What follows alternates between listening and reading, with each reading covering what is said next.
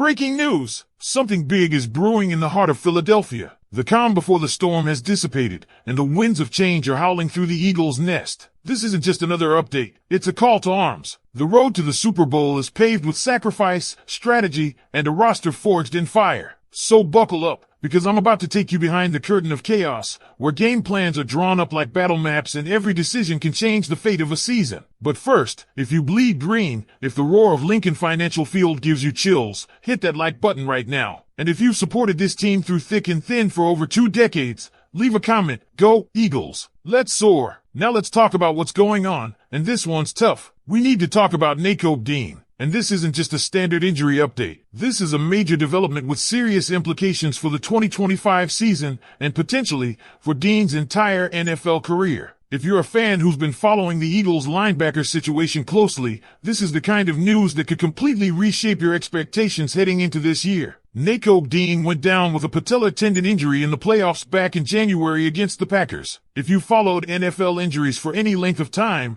you already know this isn't just another rehab situation. This is one of the worst injuries an athlete can suffer. The patellar tendon is what connects the quad muscle of the thigh to the shin bone. It's essential for knee flexion and extension, critical movements for explosive cuts, tackling, pursuit speed, everything a linebacker does on every down. And here's where things get real. Studies show that only around 50% of NFL players who suffer a patellar tendon rupture ever return to their pre-injury form. Even after surgery, full recovery can take up to 12 months, and in many cases, players experience a long-term decline in performance. The numbers are not in Dean's favor, not even close. The Eagles saw this coming. That's why they made the bold move to trade up in the first round of the 2025 NFL Draft from 32 to 31, leapfrogging the competition to grab Jihad Campbell, the linebacker/edge rusher hybrid out of Alabama. That decision wasn't random. It was strategic, calculated, and probably driven by serious concerns about Nakobe Dean's long-term health. Let's stay on Dean for a moment,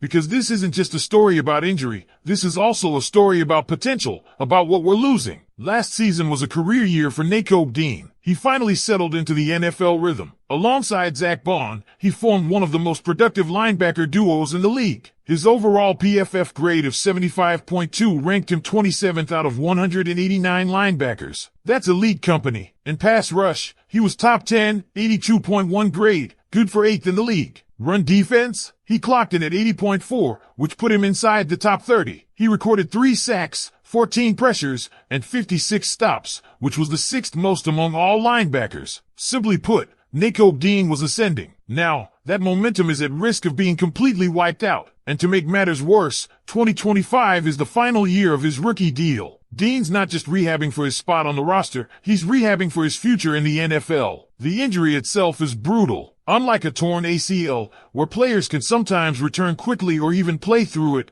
remember Phillip Rivers or Curtis Rourke, a torn patellar tendon requires complete immobility at first. You can't even walk. You lose all ability to train or condition the injured leg, and when you do start rehabbing, you're rebuilding from scratch. Quad, knee, shin, everything has to be reconditioned. And remember, for a linebacker, your explosiveness, your ability to change direction, your balance, it all starts with that tendon. So, what does that mean for the Eagles' defense in 2025? Zach Bond is locked in, but who lines up next to him? With Dean unlikely to be ready for week 1, and honestly, maybe not at all this season, the options are young and untested. Could it be rookie Jihad Campbell? That's possible, but he's also dealing with an injury, a labrum tear. Not as devastating, but still a setback. Other names on the radar? Jeremiah Trotter Jr. and Smail Mondon, the 5th-round pick out of Georgia. Both are young. Both have upside. But let's be real, this is a huge drop-off in experience and production compared to Dean. The Eagles' defense is going to rely heavily on a raw player stepping into a massive role in the middle of the field. That's a risky formula. But let's talk more about Jihad Campbell, because this guy has potential to be something special. The Eagles had him graded as a top 10 player on their board. Getting him at 31 was an absolute steal. He's versatile, can play edge or off-ball. He's fast, plays with aggression, and has that kind of confidence that Philly fans love. Think heat-seeking missile. Think sideline-to-sideline speed. The swagger is real. And with Vic Fangio now overseeing this defense, let's not forget what Fangio has done with linebackers in the past. Patrick Willis, Navarro Bowman, Zach Bond becoming a Defensive Player of the Year finalist under his watch. Fangio knows how to develop talent, and if Campbell stays healthy,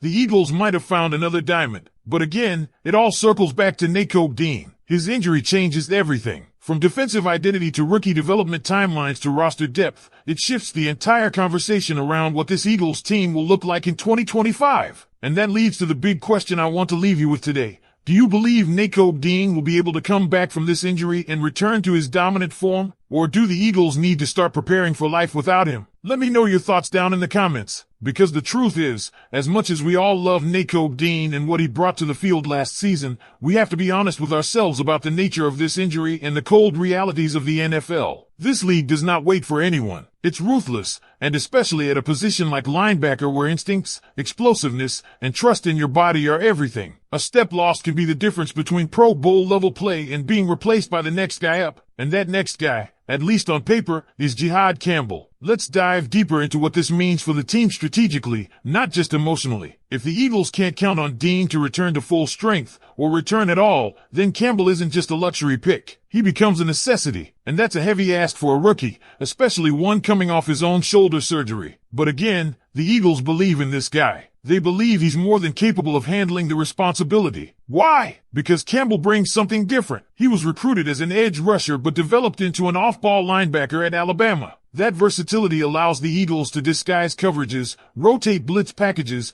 and keep offenses guessing. In today's NFL, where hybrid defenders are gold, Campbell might be the perfect piece for Vic Fangio's defense. And Fangio knows how to use chess pieces like this. We've seen him develop elite linebacker play before, and the front office is betting he'll do it again. Now let's not overlook Zach Bond either. Last year, he was a revelation. First-team All-Pro, Defensive Player of the Year finalist. And get this, 2024 was his first year playing off-ball full-time. It was a gamble that paid off in a big way, and his emergence as a leader on defense might be one of the biggest reasons the Eagles were able to keep the unit afloat when Dean went down. Bond now becomes the anchor in that linebacking core. But he can't do it alone. That's why Campbell, Trot Jr., Mondon, they're not just depth anymore. They're in the spotlight, and this linebacker room could be one of the youngest in the league come week 1. That brings excitement, yes, but it also brings risk, mistakes, growing pains, communication breakdowns. But if they can develop fast, and I mean fast, then this group might surprise a lot of people, especially with Fangio coordinating things on the back end and a stacked defensive front keeping bodies off the second level. And this all connects to a bigger point, Howie Roseman's shift in draft philosophy. This pick of Campbell represents a departure from the past. Remember, the Eagles haven't drafted a first-round off-ball linebacker in decades. That streak ended this year. Roseman used to draft for need,